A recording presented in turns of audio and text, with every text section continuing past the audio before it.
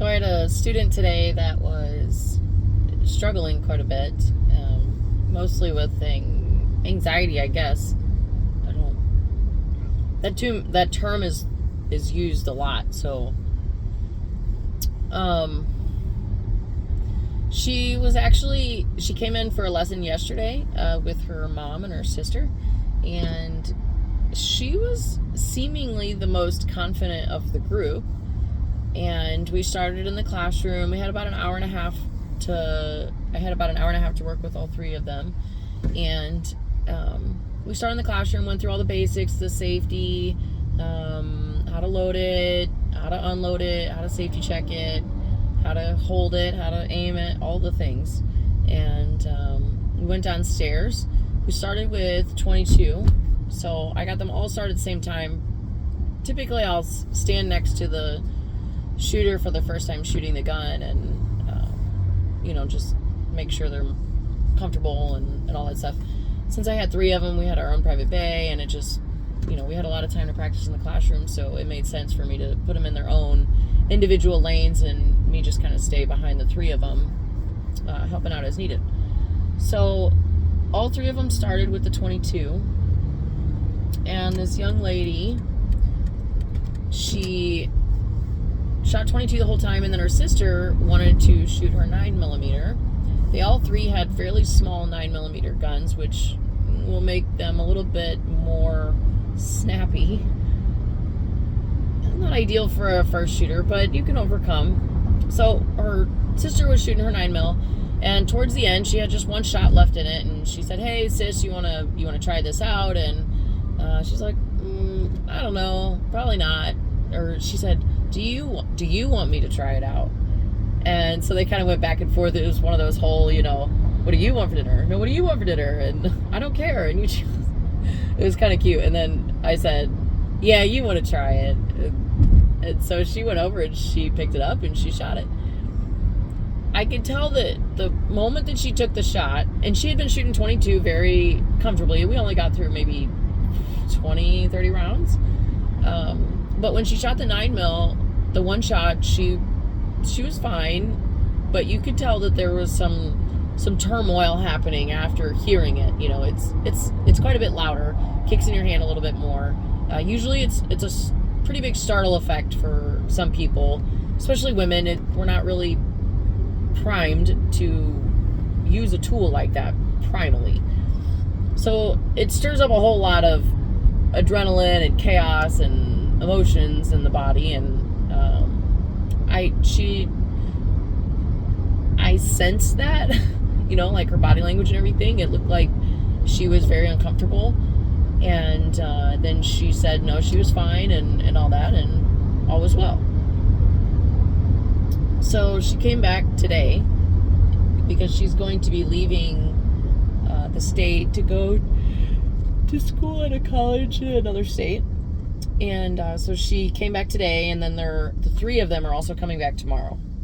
So when she came back today, I asked her if she wanted to start with the 22 or the 9. She said the 9, so we started with the 9. She shoots a P365, just the normal, I guess it was the X. It had a 12-round magazine. So we started with that, just some basic stuff. Usually I have my students start with a little warm-up. We'll pick up the gun. We'll just got to get in the mindset of shooting a gun. And I know that sounds silly to some people, but I don't care.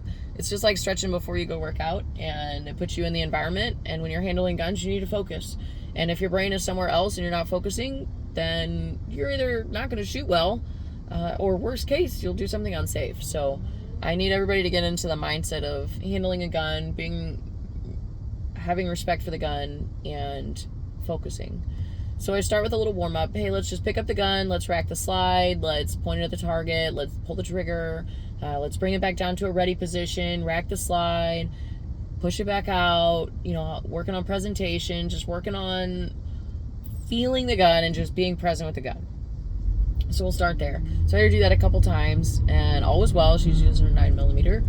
And then we loaded it up. And she started shooting, and there's a flinch for sure, but she's a new shooter. Shooting a small 9mm. The flinch is real, and it's hard to overcome. So, I let her get through a couple, 1 or 2 magazines, about 20 rounds, just some inoculation, just hearing the gun go bang, feeling it in your hands. And if you're so stuck in the adrenaline chaos mode of getting used to the noise and getting used to the recoil, then it's really hard to take in new information. Really hard. You're in your animal brain. You're not in your thinking brain. So the ability to retain information is extremely difficult. It's also hard to apply it in that moment. Just to give an example, I will work with a student for a long time and, many sessions, and I know that they have these things down pat, how to load it, how to put the bullets in the magazine, how to put the cartridges in the right way. And then we'll go into a new concept that brings them out of their comfort zone, and without fail, there will be some fundamental that is not thought of and completely lost. So maybe we're working on trigger control and they push the gun out and they completely forget to use the sights, or we're working on reloads or something as a more advanced skill. If you don't have the nitty-gritty fundamentals committed to subconscious, then it is really easy to just, they don't work because you haven't committed to the animal part of your brain yet. You are still in your, I'm reading this book right now that goes very deep into the, neuroscience of learning. It's way up here, but I'm reaching for it. But a big part of this book is explaining the concept of how difficult it is to move on to a new topic when you're still learning, one topic that is part of the next topic. That on top of the nerves and the anxiety and the adrenaline response and the cortisol and everything that your body produces when it's under that amount of stress, doing something that is scary, it is really, really hard to retain things or apply things. So she's in her head, and that's okay. But she got through a couple magazines of the 9mm, and I could tell she was having a harder time pressing the trigger. She would push the gun out and she'd wait a little bit, and then she'd come back down and she'd put it back out, and she'd wait a little bit, and she would put her finger on the trigger and aim it and everything, and then she would just not be able to pull the trigger. And she was doing that several times, so I changed it up a little bit. So let's try something different. So I believe, I'm trying to remember the sequence at which we try different things. It doesn't really matter. I just kind of want to articulate some of the things that we tried. So if you're struggling with ways to approach the gun or to just get past that flinch, try something. Yeah.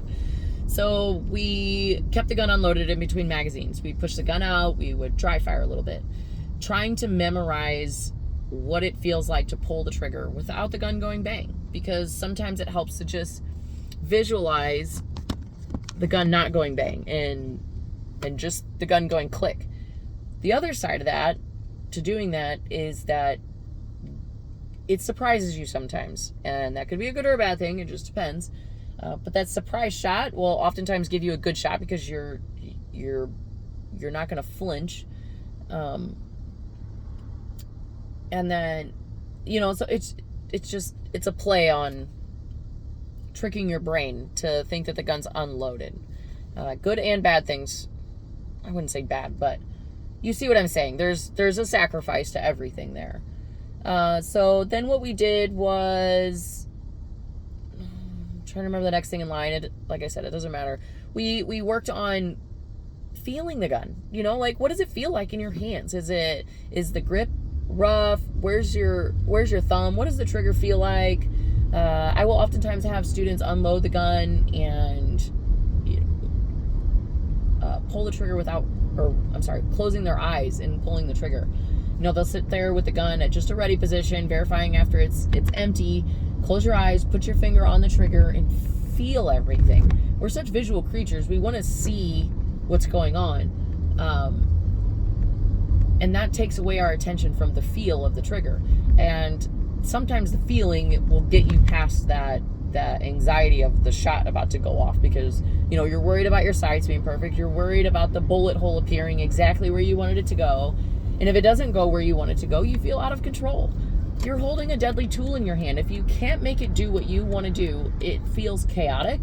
And who the hell wants to hold something chaotic that's capable of taking a life when you already am nervous to be there in the first place? That is what goes through the brain of some people whenever they're handling guns for the first few times. Another thing we tried was shooting in a cadence, shooting in a rhythm. Once you start going, just keep it going in a rhythm. 1 and 2 and 3 and 4, and just keep it going. That rhythm, that cadence will keep your brain in motion to where you can't think about what's about to happen. I know it sounds kind of crazy, but it works. And to just keep that rhythm is helpful, especially when you need to pick up the pace. You know, if you need to take a shot and you push the gun out and you're worried about the sights and you're over confirming your sights and doing all this, it's much harder to take that next shot. So if you can think of a rhythm in your head, 1 and 2 and 3 and 4, and just keep it going. So I asked her if she was comfortable doing that, and she said yeah. So she did it. She got through 9 shots, and at first they were kind of low left, very common. And then as she kind of went through it, she got a little bit more comfortable with it, and then she picked up the pace a little bit, and then they were pretty much in the acceptable target area. The shots before that weren't that far away, just a few inches. But people are always surprised how accurate they shoot when they shoot in that rhythm. So we tried the rhythm, and then between each one of these exercises, we would try, you know, her just shooting the gun again, just on her own. Just push the gun out, take a shot. And most of the time, she was having a hard time actually pressing through the whole trigger. So we decided to switch back to the 22, which is what she was shooting yesterday. And she said, I want to know if she's apprehensive to the gun or the caliber. So I got the 22, and we started shooting the 22. We probably got through, I take that back. We loaded the 22 after dry firing it, and she pointed it out at the target, and she was still unable to take a shot with the 22. And it was almost like it was progressively getting worse. And of course, me as the trainer, I'm like, okay, like, I want you to have success here. I definitely don't want you to leave feeling defeated. And, you know, I didn't know if I was doing the wrong things. In those moments, you don't really know yet until you see what happens. So, we were just trying to play with different things. So she was progressively getting harder and harder for her to press the trigger with any sort of confidence. She would put her finger on the trigger, start to press it, and then immediately bring it down and kind of shake her head. So I could tell she was getting upset with herself. And then we tried shooting a rhythm, shooting a cadence with me pulling the trigger. So she'll hold the gun in her hands with her full grip and everything, and then I essentially put my hand, I'll stand on her right side. It's going to be hard to visualize, but I'll put my hand around the back of the gun with I grab both her hands. I have my hands over her hands while she's shooting the gun. I will put my finger over her finger while it's on the trigger. So I have control of her hands and the gun. All I'm doing is pulling the trigger for her while she just keeps it aimed in and just feels everything. So that's what she did. She kept it aimed in. I put my hands on the gun, and I just pulled the trigger. We just kept a rhythm, kept going. I could feel her start to tense up underneath my hands and everything. And so I just kept pushing nice and smooth through that. The goal was pulling the trigger smoothly, not doing fast motions like this. I wanted her to feel that, just being smooth, just ride the recoil, just nice and easy, nice and easy. So we went through 2 magazines like that. And she picked up the gun again, tried it again, and it still was giving her a hard time. So I went and got our laser pistol, or SIRT gun, SIRT, SIRT. And what it does is it's a full-size gun, full-weight gun, Glock 17, essentially. You can get them on all different variations, but I grabbed that one, and every time you pull the trigger on this one, the trigger feels real, and again, the gun's full weight, so you point it out at the target, you press the trigger, and it feels like a normal trigger, and it gives you a laser beam. It shows you where the shot would have gone. So we tried that for a little bit, and she's got the confidence with that. Obviously, there's no recoil, and there's no noise, and there's a little accountability because the laser's showing up on the target. Oh, that was another thing we tried. We tried just taking the target down and just shooting into the berm, because with how visual we are, sometimes the apprehension of taking the shot can come from you're waiting for the sights to be perfect, and then you just get so built up on it being perfect that it gets worse and worse because you're getting more out of breath because you're holding your breath, and shaky because you're holding your arms up, and so on and so forth. So that also didn't work. So we got the SIRT pistol out, we put a target back up, and she pointed at that a few times and pressed the trigger, and it was going in there where it needed to go every single time. She had good presentation. She was pushing it straight out, confidently taking that shot right off the bat, and she was doing great. And so I just kind of stood back and let her do her thing on her own. And what she did, she had a fully loaded 22, and then she also had her 9mm that was loaded as well with, I think, 4 or 5 shots. So she had a loaded 9mm, a loaded 22, and then the SIRT pistol, the laser gun. So what she started doing was taking some shots with the SIRT pistol, just putting it out there, taking the shots, real confident with it. I loved it. And she would bring it back down. She'd shake off her shoulders. She'd take a big breath, and she would do it again. And she her determination, her perseverance was freaking awesome. I was so proud of her for pushing through the challenge, because she wanted to cry, she wanted to give up, and she wanted to stop. But she didn't. She kept going, even though as uncomfortable as it was. And we talked about this, and another student has brought this up with me recently too, is saying, you might not like the gun, and that's okay. It's hard to also have that feeling when you're next to an instructor that loves shooting. And I don't ever want to make someone think that they have to love it. I want them to respect it and take responsibility for it, but they don't have to love it, and that's okay. If you want to use it as a defensive tool and you value it and you can respect it, I think that's quite an accomplishment to continue to use it as a tool like that, continue to dedicate time and practice and energy to it, even though you don't like it. I mean, it's like going to the gym. Not everybody likes going to the gym, but you do it because it's good for you. And I think that that's huge. So what she did was she kept going back and forth with the laser gun, and then she would pick up the 22. Sometimes she would do it a bunch with the laser gun. She'd pick up the 22 and she'd point it out there, and she'd put her finger on the trigger and nope, set it back down. Pick up the laser gun again. Do that a few more times. Set the laser gun back down. Get the 22. And then she'd take a shot, and then she'd shake it off. She'd set it down, grab the SIRT gun, and she'd just go back and forth. And sometimes she got more shots with the 22. Sometimes she only took one. Sometimes she didn't take any. And it was the coolest thing to watch her go through this challenge, because I know it was hard for her. And I was just beside myself at how happy I was. I was in tears behind her, cheering her on, clapping for her, telling her how proud I was, because you don't see that very often. You don't see people who want to push through that. And it was just awesome. So by the end of this, I wish I would have taken a picture of her target. But it's not the outcome that matters here. It's not how well her target looked. It's how awesome she was through the struggle. And she 2 times, I'm just to be on the safe side, because I don't want to say she did something. She did it. Regardless, it doesn't matter. She was freaking awesome.